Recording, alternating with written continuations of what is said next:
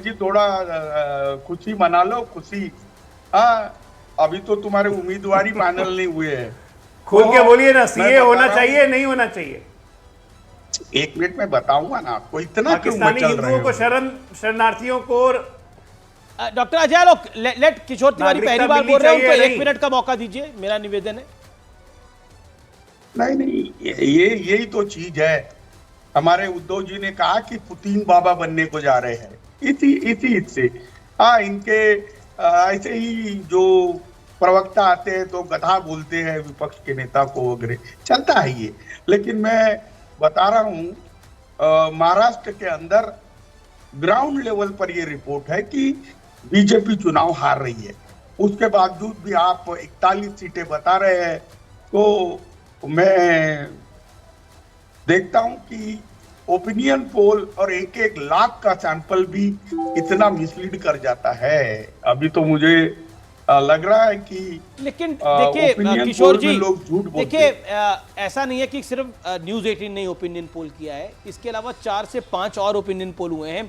सारे ओपिनियन पोलों का जो ट्रेंड है वो यही है कि एनडीए को एक बड़ी बढ़त है, और उसमें प्लस माइनस हो सकता है बीजेपी की, एनडीए की 41 ना आए, 35 आ जाए, 36 आ जाए, 34 आ जाए, लेकिन ट्रेंड जो है वो ये बता रहा है। अब रिजल्ट एग्जैक्टली होते हैं, इनको तो कोई कुछ कह नहीं सकता, लेकिन फिर भी एक ट्रेंड पता लग रहा है किशोर जी, और वो ट्रेंड जो है वो मोदी के पक्ष में दिख रहा है। 1 मिनट में एक बात बताऊं तुमको जी, पूरे भारत के अंदर 40 पार्टियों का गठबंधन एनडीए होने को जा रहा है, और मोदी जी अगर आप देखते हैं तो 270 सीट पर बीजेपी सीरियसली कॉन्टेस्ट कर रही है। हाँ, मैं 70 सीरियसली बोलता हूं, क्योंकि केरला की सीटें मैं उनकी माइनस करता हूं। अब जो 270 सीटों पे सीरियसली लड़े, तो अजय लोग 370 के पार तुम कैसे जाओगे? हाँ, इसलिए मैं बोलता हूँ कि ओपिनियन पोल पे अजय जी, हंस के बात कर लिया तो। आपने अजय जी से हाँ, पूछा मैंने था, अजय जी जवाब से जान नहीं भी दिया। लेते हैं।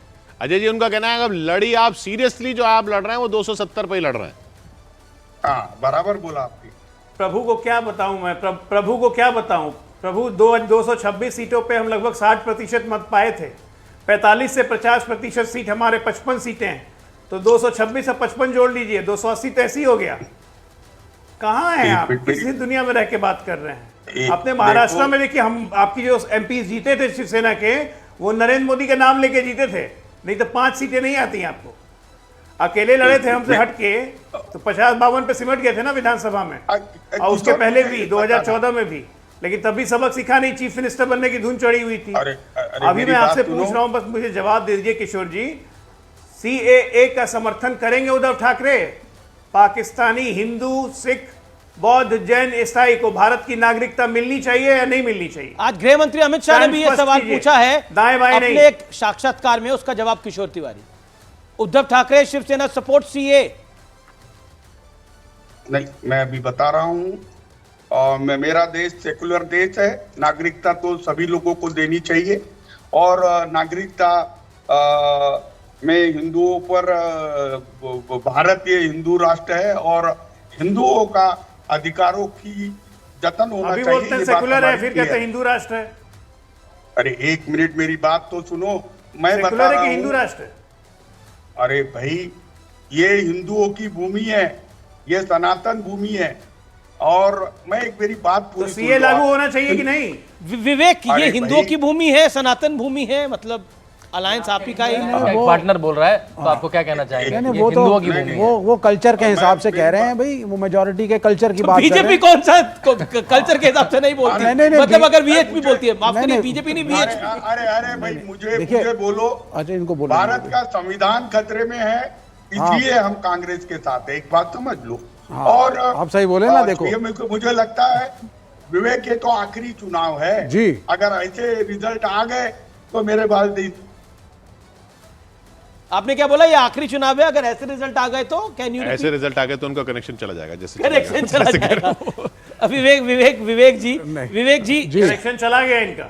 जी विवेक जी। जी, नहीं, ऐसा है, वो जो बात कर रहे हैं वो बिल्कुल सही कर रहे हैं। वो कह रहे हैं भाई देश के ऊपर बड़ा खतरा है, इसीलिए कांग्रेस के साथ वो हैं।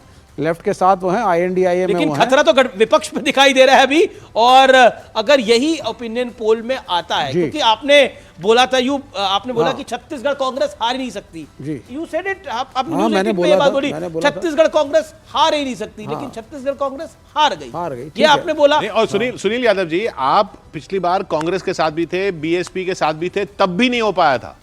RLD के साथ भी थे, RLD के साथ भी। राजभर भी इनके साथ थे। नहीं, कांग्रेस के साथ राजभर भी। अलायंस नहीं था, BSP के साथ अलायंस था, अघोषित अलायंस था, MIT और अलग अलग तरह से अलग अलग अलायंस सब कर चुके हैं ये।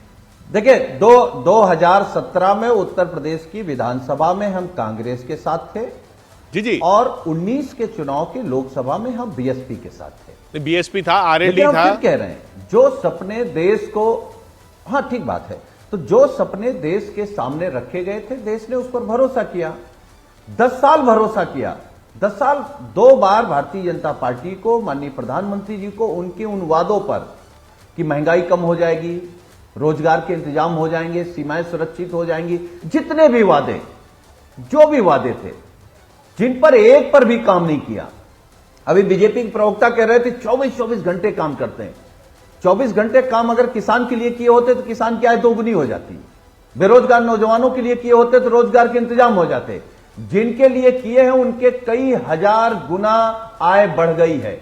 अब कहिए तो गिना दें, उसमें आपके मालिक भी होंगे, आप कह रहे हैं दूसरे अब लोग भी आप होंगे। कह रहे हैं तो अब अगर भरोसा जिनके कायम लिए नहीं है माननीय प्रधानमंत्री पर। जी ने काम किया है, आप कह रहे हैं प्रधानमंत्री पर भरोसा नहीं है अब, जबकि हर तरह का आंकलन ये कह रहा है कि प्रधानमंत्री पर अब भी भरोसा बना हुआ अरे है। सिर्फ हमारा ओपिनियन पोल नहीं कह रहा, तमाम ओपिनियन पोल भरोसा कह रहे हैं। टूटा है क्योंकि नेशनल- माननीय एक प्रधानमंत्री जी सेकंड, ने देश का सुनील भरोसा तोड़ा है। सुनील जी, ये मैंने और किशोर में घर में बैठ जी। के तो ओपिनियन पोल करा नहीं है, हमारा ओपिनियन पोल नहीं कह रहा है, यानी न्यूज़ 18 का ओपिनियन पोल नहीं कह रहा है। अभी तक जितने ओपिनियन पोल आए हैं लीडिंग मीडिया ऑर्गेनाइजेशंस के या फिर बड़े बड़े एजेंसीज के, उन सब ये वो तमाम ओपिनियन पोल ये कह रहे हैं। Point number 1। Point number 2, international agencies की रेटिंग्स, अप्रूवल रेटिंग्स ये लगातार दर्शा रही हैं कि नरेंद्र मोदी का ग्राफ जो है वो बढ़ रहा है।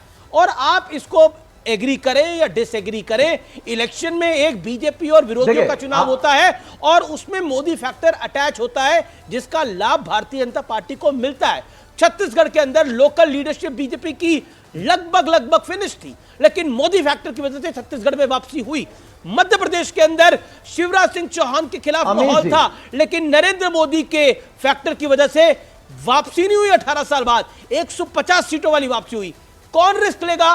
गुजरात के अंदर मुख्यमंत्री से लेके मंत्री संतरी तक बदलती है भारतीय जनता पार्टी ने, लेकिन नरेंद्र मोदी को भरोसा था, अमित शाह को भरोसा था उसकी रणनीति पर, तो उन्होंने वापसी करी, 150 सीटों की वापसी करी। हरियाणा में अभी यही रिस्क लिया है बीजेपी ने। कौन लेता है? कांग्रेस के पास एक मौका आया रिस्क लेने का, सचिन पायलट को सीएम बना पाए राजस्थान के अंदर? नहीं। तो पॉइंट यही है कि यंग लीडरशिप को आगे आने नहीं देते। जी आपके यहाँ ही आप मैं देख लूं, 5वीं बारी जया बच्चन को आपने राज्यसभा भेजा, 5वीं बारी। 2 पॉइंट बोले, बोलिए। आपने 2 पॉइंट रखे, मैं दोनों का जवाब दे रहा हूं। पहला पॉइंट आपने रखा कि सिर्फ न्यूज 18 इंडिया ही नहीं, कई मीडिया हाउसेस का एग्जिट पोल ये बता रहा है कि मोदी जी और बीजेपी आ रही है। यही बात तो मैंने अपनी शुरुआती दौर पे कहा कि 1977 में यही मीडिया बता रहा था कि कांग्रेस आ रही, इंदिरा जी आ रही हैं। कांग्रेस भी हार गई, इंदिरा जी भी हार गई। नहीं, वो भी फैक्ट नहीं है। चलिए खैर, आप लगभग सारा मीडिया, लगभग सारा मीडिया कांग्रेस के पक्ष में बात कर रहा था, जैसे 2024 में बीजेपी के पक्ष में बात कर रहा था। अक्कू श्रीवास्तव कुछ कहना चाहते हैं क्योंकि उनका अनुभव है। पॉइंट कहा अक्कू जी मैं आऊंगा, खत्म कर लूं। डॉक्टर आलोक आपके पास आऊंगा, एक सेकंड। अक्कू श्रीवास्तव मुझे लगता है कि आप अपने तथ्यों को ठीक करें। मैं तो एक ही बात पूछ रहा हूं, 1977 उमेश जी। का मामला बिल्कुल ठीक नहीं है। आऊंगा मैं आपके पास। 1977 का आंकड़ा बिल्कुल ठीक नहीं है। और उसके बाद अगर जब भी विपक्ष की सरकार आई है, चाहे 89 का मामला हो, बाद में भी रहा हो, तो ऐसा कुछ भी नहीं हुआ। असली चीज़ होती है राजनीति में जज्बा की और उसको पेश होने की स्थितियाँ। 77 का चुनाव जब था तो एक बिल्कुल लहर दिखती थी आपको। कैसे आप कह रहे हैं? 77 में तो इंदिरा गांधी का यही कहना था कि मीडिया मेरे को हरवा रहा है। हाँ, लेकिन वो लहर दिखती थी और लहर दिखती थी तो और वो लहर अखबारों में नजर तब इलेक्ट्रॉनिक मीडिया नहीं हुआ करती थी। ऐसे polls भी नहीं हुआ इलेक्ट्रॉनिक करते थे। अब पोल्स ऐसे होते ही polls नहीं हुआ थे, करते पोल थे। होते ही नहीं 1990 थे। में पहली बार मीडिया polls हुआ हुए हैं। करता था, पता नहीं कौन इंदिरा सा गांधी का जो बात बाद में इंटरव्यू आए, जब वो हार गई, तब हाँ। उन्होंने कहा कि मुझे इंटेलिजेंस ब्यूरो ने कहा कि 330 सीटें ये आ रही ठीक है। हैं। इंटेलिजेंस ब्यूरो ने कहा, लेकिन इंटेलिजेंस ब्यूरो ने तो इसलिए कहा क्योंकि वो इंटेलिजेंस ब्यूरो मेरे को रिपोर्ट उनके करता अंडर था। में थी वो वो। तो देखिए केजरीवाल कब से जिताते रहते जी, हैं इंटेलिजेंस के हिसाब से खुद को। या पार्टियां अपने सर्वे जब करती हैं तो वो अपने तरीके से बताती हैं। तो ये ठीक है कि यहाँ जो है ये पोलिस्टर कर रहे हैं, इंडिपेंडेंट पोलिस्टर कर रहे हैं, ये पल्स देखने की कोशिश कर रहे हैं। इसमें ऐसा नहीं कि 100% सही होने जा रहा है। ये 5% का तो ये खुद कह के चलते हैं कि साहब 5% ऊपर नीचे हो सकता है। ये भी सच है कि आज का मतदाता, उमेश जी, इसमें एरर कितना मान के चल रहे हैं आप? वोट शेयर में एक सेंटेंस में अंतिम कर दूं, आज का मतदाता जो है वो क्या बोलता है, क्या समझता है या क्या बताता है, ये एक अंतर जरूर है। नहीं उमेश जी, आप कितना मान के चल रहे हैं इसमें? वोट शेयर में ±5% से कम रहेगा, कम का है। वोट शेयर में, वोट शेयर में, नॉट इन सीट्स। हाँ, वो तो ऑब्वियसली वो तो तो वोट शेयर में obviously बता पाएंगे ना, seats उसके में बाद उसको वो एक्स्ट्रापोलेट करेंगे। लेकिन अगर वो 5% भी कम हो जाए तब भी कितना बड़ा अंतर हो जाएगा? तब भी ऐसा तो नहीं हो, अगर 5% भी कम तो हो जाए, अगर आप बीजेपी की 45% हो जाएंगी। हाँ, यही हो सकता है यही ना हो सकता है मैक्सिमम। ना। और 40 विपक्ष की 5% बढ़ जाएंगी जी, ज्यादा ज्यादा। तो उससे सीटों में बहुत ज्यादा, मतलब 411 से मतलब जरूर अगर असर पड़ जाएगा, लेकिन 45% भी सरकार आता है तो लास्ट टाइम 37% था बीजेपी का वोट शेयर, वही है। तभी बढ़ा तो 8% बढ़ रहा है बीजेपी का वोट शेयर। और फिर अगर वही 45% भी होता है जी। तो अगर कम हम लोअर साइड भी लेके चले तो मतलब अपने आप में ये बात है। सुनील यादव कुछ ऐड करना चाह रहे हैं, लेकिन डॉक्टर अजय आलोक भी काफी देर से कुछ ऐड करना चाह रहे हैं। Doctor Ajay Alok, you make your point, आप अपनी बात को रखिए। नहीं, मुझे कुछ पॉइंट ऐसा नहीं, आपको जी ने बता ही दिया। मैं वही याद दिला रहा था सुनील जी को कि भैया 1977 में इलेक्ट्रॉनिक मीडिया तो था ही नहीं और एग्जिट पोल्स वगैरह होते ही नहीं थे। जी जी, और 77 की एक बात थी, जयप्रकाश की हुंकार थी और एक बहुत बड़ा नारा निकला था कि सिंहासन खाली करो कि जनता आती है। रामधारी सिंह दिनकर ने खुद ये नारा दिया था और पूरे देश में जो लहर थी उसमें इंदिरा गांधी को हारना ही था। आपके मुलायम सिंह यादव उस मुहिम में एक लीडर होते थे। आप पता नहीं कैसे कह रहे हैं कि सब आपको कह रहे थे कि आप लोग हार जाएंगे, ये नहीं था। अब मत भूलिए कि कांग्रेस जब भी हारी है, जब कांग्रेस हारी है, विपक्ष इकट्ठा हुआ है वो भ्रष्टाचार के मुद्दे पे। कांग्रेस हारी 77 में भ्रष्टाचार और इंदिरा गांधी के इमरजेंसी के कारण। 89 में फोर्स का मुद्दा था। ये 10 साल में आपने हमारे खिलाफ आज तक कोई एक आरोप नहीं लगा पाए भ्रष्टाचार का। उल्टा आप लोग के भ्रष्टाचार के कारनामे एक के बाद एक निकल के आ रहे हैं। बेल तक नहीं मिल रहा आरोप तो लगाए लेकिन चिपके नहीं, बेल तक नहीं मिल रहा है। बिल्कुल आरोप लगाए। अभी लेटेस्ट आरोपों में तथ्य होंगे, अभी इलेक्टोरल बॉन्ड्स का खुलासा कल होगा तब फिर आरोप लगाएंगे। ये तो उल्टा उन्हीं पे पड़ गया। राफेल लगाया, उन्हीं पे पड़ गया, माफी मांगनी पड़ी। नहीं कोई नहीं। और अभी भी इनके ये लोग सारे भ्रष्टाचारियों को लेकर के व्हाइट वॉश करते रहिए, हम पॉइंट आउट करते रहेंगे। सबूत इतने काटे हैं, बेल नहीं मिल रही आप लोग को। आप माला बना के अजीत पवार को बुलवाइए, सामने आ रहे हैं। हमें क्या फर्क पड़ता है, हम तो पॉइंट आउट करेंगे। एक परसेप्शन बन रहा है कि आप किस मेटल के हैं। नहीं परसेप्शन नहीं बन रहा है, सारे चोरों को इकट्ठा कर रहे हो कहीं नहीं जाने और वाली कह रहे हो ईडी सीबीआई नहीं रहेगी, हमारे पास आ जाओ। सब चोरों को इकट्ठा कर रहे हो और कह रहे हो कि ईडी सीबीआई तंग नहीं करेगी, भाजपा ज्वाइन करो। और हम तो वैसे हारे हुए हैं, हमें किसी तरह से जितवाओ। लंबे समय विपक्ष में रहना है, प्रैक्टिस कीजिए। नहीं कोई बात नहीं, हम तो डटे हुए हैं, हमारी चिंता मत करिए। 40 साल में भाजपा नहीं कहीं जाने वाली है।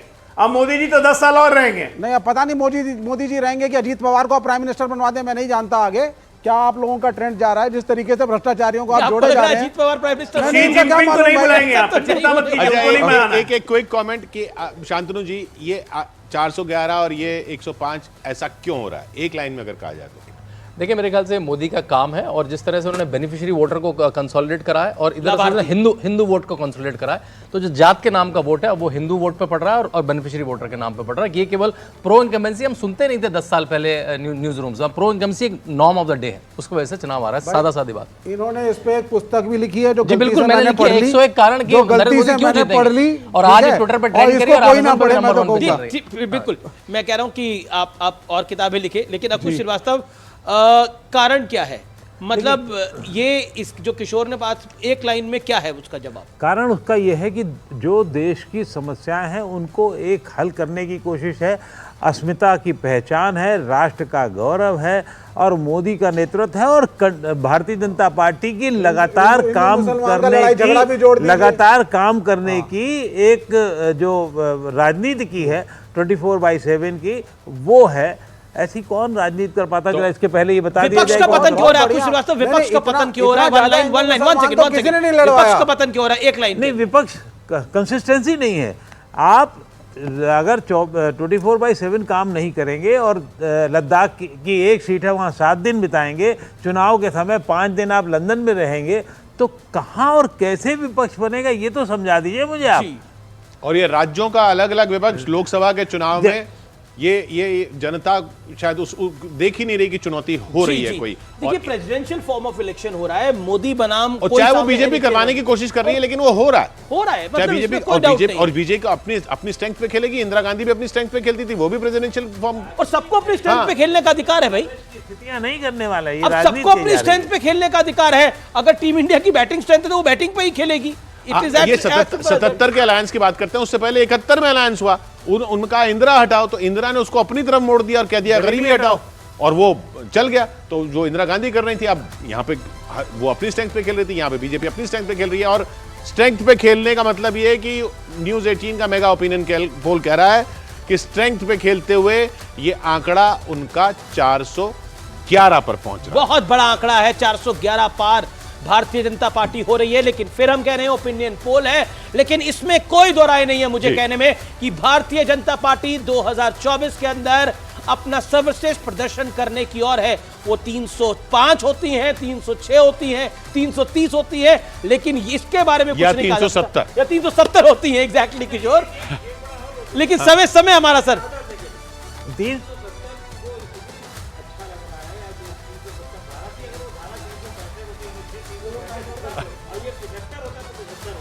जी चलिए। किशोर, तो यहां पे ब्रेक ले रहे हैं और ब्रेक पर जाते हुए बता दें आपको 411 105 ये कह रहा है न्यूज 18 का मेगा ओपिनियन पोल।